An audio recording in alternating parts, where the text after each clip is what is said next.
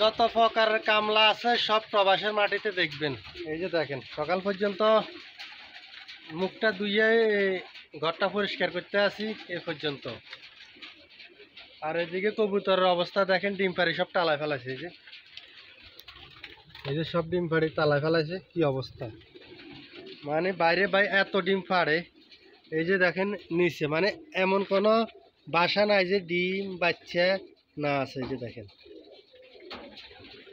আর এই যে এই বাচ্চাটা অনেক সুন্দর গাইস, একেবারে মানে এগুলো হচ্ছে লাল বাচ্চা আর কি, মানে এগুলো অনেক বড় হয় কবুতর, এগুলো দেখলে চিনা যায়। এই তো ভাই পরিষ্কার করতে আসছি। এই যে দেখেন এগুলো হইলো পরিষ্কার করে ফেলাইছি। আরে মা আবার বড়ি কি হইলো! তো আপনারা এই যে দেখেন এত খানা খাইছে, খাই সব আগে টালা লাইছে। এই যে দেখেন, এই যে কবুতর পায়খানা।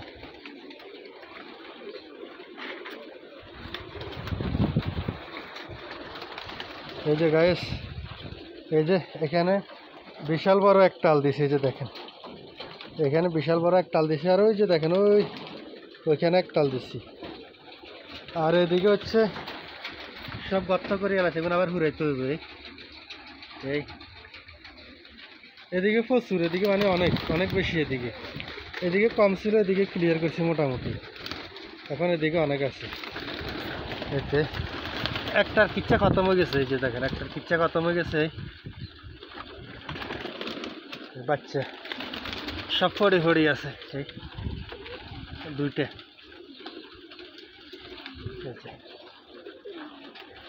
আর এগুলো এখানে চুপ ধরে বসে আছে।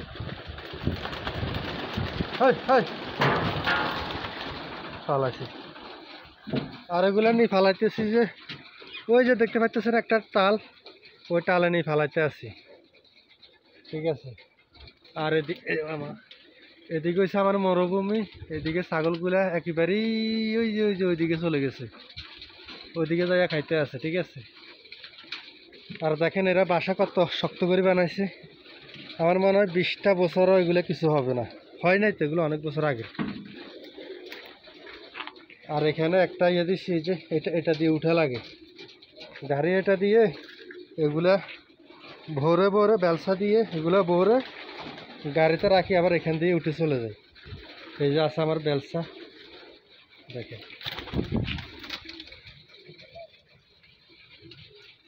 এই হচ্ছে অবস্থা আর কি। ভাই ক্লান্ত হয়ে গেছি ভাই, এই কাঁচরা সাফ করতে করতে এতক্ষণ। ভাই 4.5 লক্ষ টাকার বিদেশ, এটা আরও যাবতীয় খরচ 5 লক্ষ টাকা ধরা যায়, একেবারে সম্পূর্ণ টাকা ঋণ টাকা।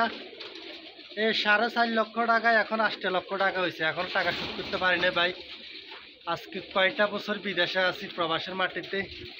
এই যে দেখেন কি কাজগুলো করতে আছে, এগুলো হচ্ছে কবুতরের কাঁচরা আবর্জনা আর কি। এগুলো অনেক গন্ধ ভাই, অনেক গন্ধ, আসলে অনেক গন্ধ এগুলো। তো দেশে ছিলাম ভালো হয়েছিলাম, এখন এখানে আসি। যে দেখেন দেশে তো অনেক ভালো ছিলাম, কখনো এসব কাজগুলো করা লাগে নাই ভাই। এখন প্রবাসের মাটিতে আসে, এই যে বেলসা ধরা দিছে হাতে, এগুলো করা লাগতেছে ভাই। তো কথা হচ্ছে কি ভাই, আমি মনে করি যারা বিদেশে আসে তারা আসলে দেখে শুনে আসাটাই ভালো। বর্তমান পরিস্থিতি এরকম ভাই। আমি সবাইকে বলবো, আজকের ভিডিওটা নতুন প্রবাসী ভাইয়েরা দেখবেন, সবাইকে বলবো যদি বিদেশ আসেন আমার মতো এত টাকা ঋণ করে আসবেন না। প্রয়োজনে আরও 2 বছর পরে আসেন, ক্যাশ টাকা ইনকাম করে বাংলাদেশের প্রয়োজন আরও 2 বছর কাজ করেন আপনি, করার পর আপনি ক্যাশ টাকা দিয়ে আসেন বিদেশের বাড়িতে, তাহলে আর কোনো রিস্ক থাকবে না আপনার। আপনি মন চাইছে কয় বছর করবেন, নিজের সেটেল হয়ে যাবেন, চলে যাবেন, সমস্যা নেই। কিন্তু যদি আমার মতো এরকম ঋণ করে আসেন, তাহলে সুদি টাকা শোধাতে শোধাতে আপনার জীবন শেষ হয়ে যাবে, এরপরও আপনার বিমান ভাড়া হবে না।